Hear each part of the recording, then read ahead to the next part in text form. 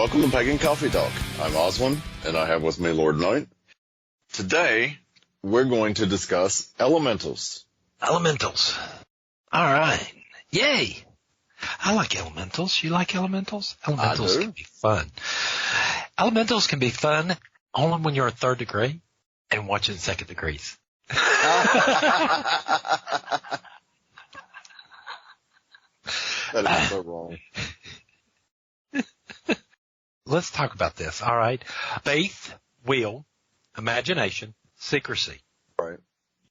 These are the four sides of the witch's pyramid. Right. Faith is equated with east, which is air, and yellow. Okay. Will is associated with the south and fire and staves or wands. Right? Imagination is associated with the west and water, which is cups and all that. Okay. And then we have north, which is secrecy, which is associated with the earth and pentacles. All right? I know a lot of people wondering, what in the hell does this have to do with whatever?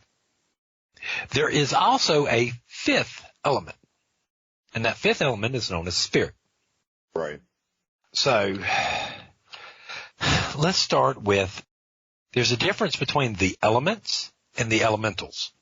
When we're talking about the elements, we're talking about literally fire, earth, air, and water. When we're talking about the elementals, we are talking about spiritual beings that live on a celestial plane along the same lines as angels and all this other stuff, demons, whatever you want to say. These are things that have never been in human form, might have existed in this realm for a short period of time, and now have left. Right. And these five beings, sort of, that we think about when we think about the elementals are represented by the four elements, earth, air, fire, and water. Right. Earth, the elemental of earth, is very knowledgeable, logical, and trust me, the whole keeping the word thing for the elemental is a piece of cake. Hence the reason they are associated with secrets. Don't get me wrong. The earth elemental is also about the equivalent of a Vulcan. Okay. All right? I mean, it is a complete rational being, void of all emotions, cold-hearted, rational. And then we have air. Air is highly intelligent. Right. It has great flexibility, can deal with the changes without anything. Well, it's also the attention deficit of all the elementals. That's one way to put it. I'm sorry, keeping the elemental air entertained or cooperating is a task in and of itself. Sure it is. All right? When you're sitting there and you're meditating and you're trying to get used to working with them, yeah, tracking this down is like trying to keep up with an 8-year-old going at 90 miles an hour after being in a sugar factory. Well, I mean, you look at a leaf. Yeah. It's blowing in the wind and it just goes everywhere. Everywhere. So, yeah. Or the plastic bags from the grocery Yes. store. Now, I've seen a few people sit there and watch those for hours just float across the road. It's actually quite entertaining. It's the old folks' entertainment. We just watch the plastic bags float across the yard in the parking lots.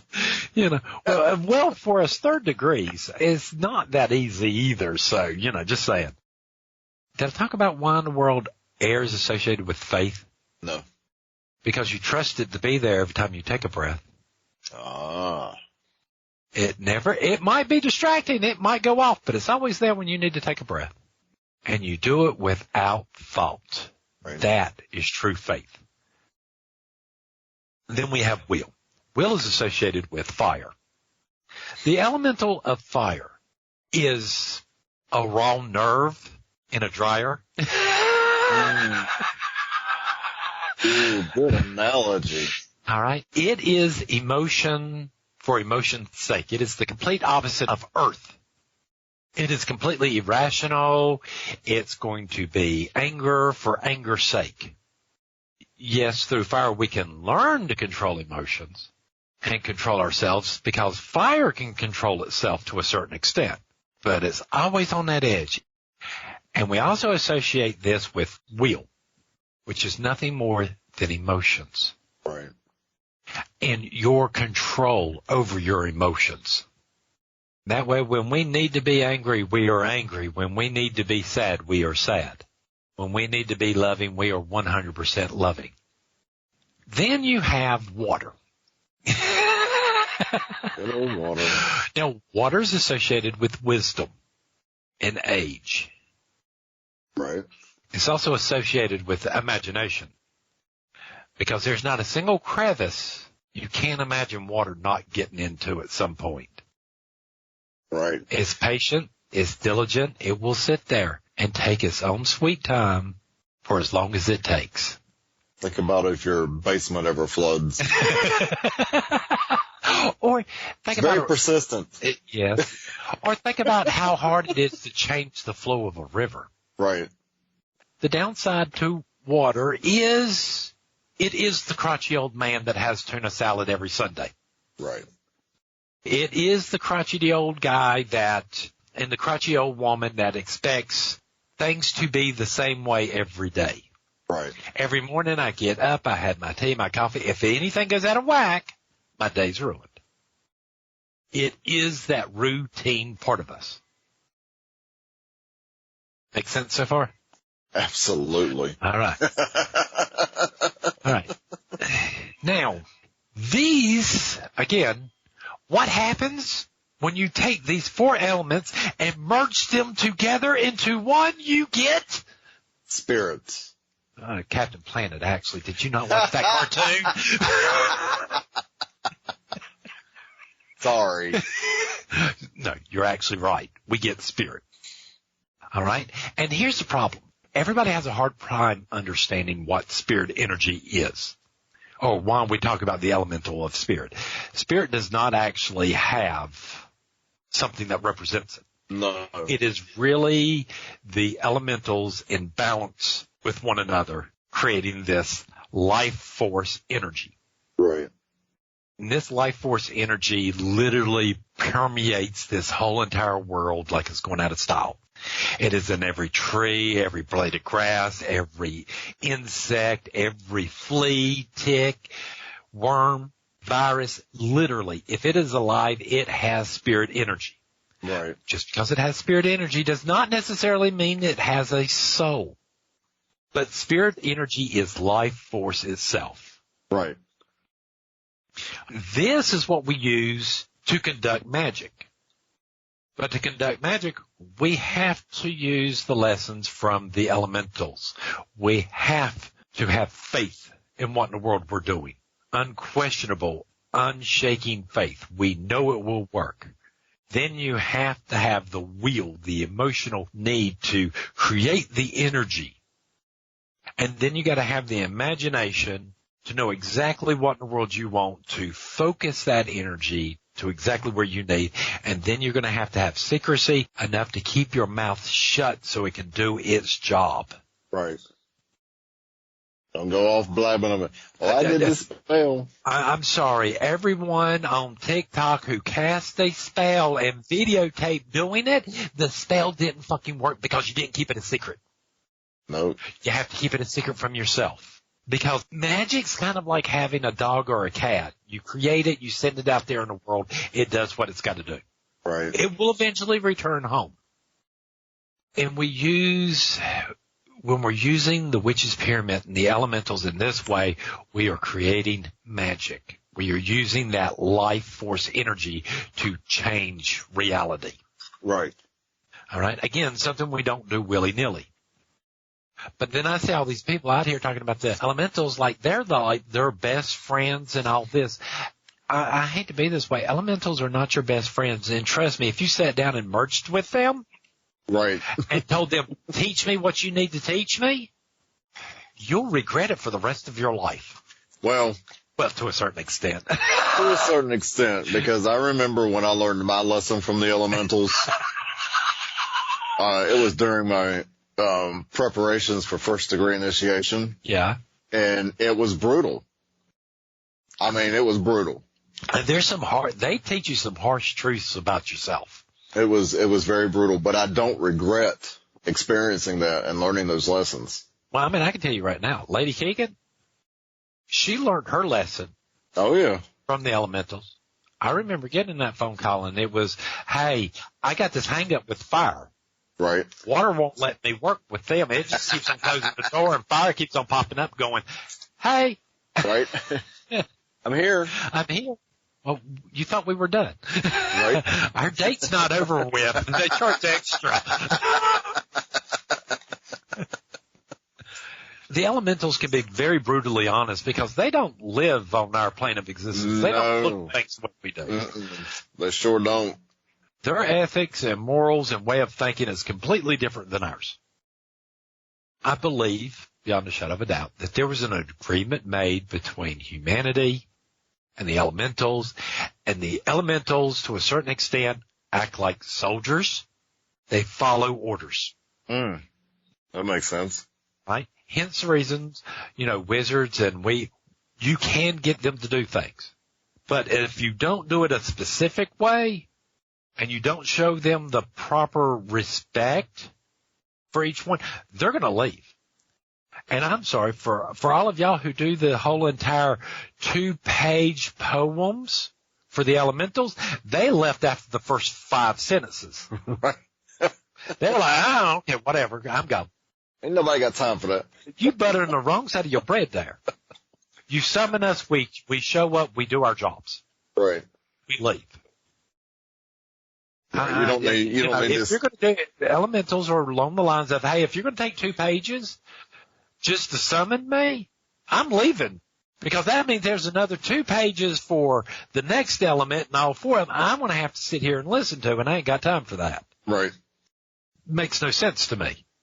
If you're not calling them within like 5 lines or less. Right. They're not even going to show up. No, because they might peek their head around the corner, but then they're going to be like, no. I've taught enough circle casting, and if you ask any of my students, they'll be the first ones to sit there and tell you, yes, we flat out tell you, when you're learning how to cast circle, you will cast it in 5 minutes or less. Right. It should not take 2 hours. No. It shouldn't take an hour. It shouldn't take 15 minutes. It should be 10. You should know how to get in there, do this, get out. Right. You don't need any excess, anything. Keep it simple. Simple. But yes, so you have the elementals in perfect balance with, well, I shouldn't say perfect balance, but within balance with one another. Right.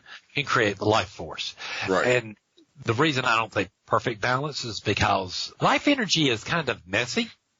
But if you can imagine a seesaw that have boards all the way around in a circle, mm-hmm. and imagine each of the elementals taking up a certain spot on this, right? Right. You might have more water than you do the other elements, but that focal point can change to balance it all back out to create life energy. Right. You might, for a while, have more fire energy than water energy, and that focal point will change to keep on creating spirit energy. But spirit energy is separate from souls. Does this make any sense? Okay, now you're stepping into... I'm stepping into something else, but I'm trying to do this so we can talk about spirit energy. No, I know, but I'm just saying right now you're stepping into unfamiliar territory for a lot of people, so I'm just going to say it. Explain yourself. All right. We believe that spirits or souls are spiritual beings that live on a different plane of existence than ours. Right. For them to exist or to be able to maintain themselves in this reality, they need a environmental suit, which is our bodies. And a vessel. They need a vessel to inhabit. Outside that vessel, the souls tend to break down really fast. So souls that stay, that don't cross back over, are slowly being ground down by this world, slowly being killed off. by this world. Don't get me wrong. Some of them will leave psychic energies in places that will last for years. And here's where you have these so-called haunings or these houses with these bad feelings in it. Right. If anybody's ever watched like Babylon 5, the whole entire thing of this is there's a point in evolution that people get to where they finally shed their mortal body and become a pure being of thought and energy. Okay. Right? You also see the same concept in like Stargate S1 is that there are these beings that are pure energy. This is what we think of souls. Okay. They're nothing but pure energy. They are pure thought. And the thought that they have themselves is what keeps them together and alive. Okay. Right? Whatever souls live off of or whatever realm they live off of, when you're over there, when you're in the other side, that is your soul's natural state of being. Yes, it's the afterlife because it's after this life or before this life, depending on how you look at it. Right. But that's the soul's natural state versus spirit energy, which is nothing more than the life force. Every dog, cat, like I said, everything has this. And yes, we can tap into that and use that energy. Hence the reason we use herbs and stuff and certain herbs and incense to get a certain vibration, a certain energy. Right. That's the spirit energy. That's that spirit energy from these things. Just like we don't believe that you have to do a spell that's needed when Mars is in retrograde to Uranus and there was somebody with a glove and the electric slide was done. All right, and there's some isosceles triangle. Right. These things lends its energy when we need it to give a little bit of a boost. But it's still not the core of the spell. It's still not the actual oomph of the spell. Right. You don't need that. You don't need it, but it does help. It can't help. And I mean, just like, we discussed in a previous video, our thought of circle casting. And the fact is that we honestly believe that we can warp space and time. Right. So if we can warp space and time, why in the world do we need to wait for Mars to rise or a certain planet to rise in a certain hour? Time's irrelevant to us. Right. We could just pull that energy out of its time stream and put it in ours. It's a piece of cake. These are the things that give us the tools to do it. I'm not completely telling you how to do it. There's some tricks and stuff in there and some mysteries that we can't discuss. But I mean, this is all there is. And I see these people treating the elementals as flippantly as anything else and not giving them the respect that they deserve. Right. But yeah, we're talking about beings that still live on the same planes of existence in the equivalent of the dragons, the unicorns, the angels, and all these. They're celestial beings. But again, if you don't show them the respect that they're due. Right. Don't get me wrong. I've worked with a lot of these different energies and stuff in this, what we're talking about, celestials. And elementals are a little bit more primal energies, and they're pretty impressive. Yes. When actually dealing with them and working with them. Now, don't get me wrong. When you're sitting down and you're meditating and communicating with them in a meditative state and letting them teach you lessons and stuff like that, trust me, these things are powerful enough. You'll realize it real fast that, yeah, they can kick your ass to the middle of next week. Oh, yeah. But they don't use it for that. I don't know about you, but I've never been in fear of an elemental. No, I've never felt threatened. But yet, I know for a fact that these things could easily, with a thought, destroy me. Oh, absolutely. I mean, you don't get past that. You tend to be more awe and ooh over it than you are scared. Right. So, I mean, I hope that makes sense on how all this works together, how the witch's pyramid is associated with the elementals and why they work the way they do. Well, I think that pretty much explained it, and I hope the point got across. Well, I mean, if it didn't, please leave us a message on this. I mean, these things are just like anything else. They have their positive attributes, but they also have their negative. There's always a balance in this. What one elemental can't do, the other one can. Right. And again, the elementals are also broken up into male and female. Fire and air are considered male energies, while earth and water are considered female energy. Right. So channeling those powers are not, what we say, easy by any stretch of the imagination. No, it takes dedication, it takes work, it takes communing with them, learning from them, getting to know them. And their actual function in creating sacred space is very important. It's a mystery, and I can't talk about it, but yes, they are part of the circle casting process for a reason. And for those who are about to get mad at me, converting them to angels or dragons or anything else, that's not their jobs. No.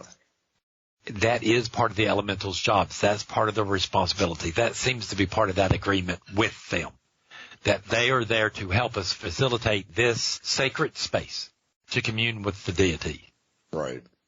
I don't know how else to say that. I mean, yes, you can call these others in, and you could get there, but I've never seen it as the same. Right. Does that make sense?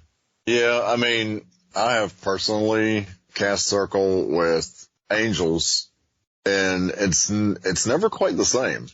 No. I mean, it's there. I mean, it's doing what it's supposed to, but it's... Right. It's just, it's not the same.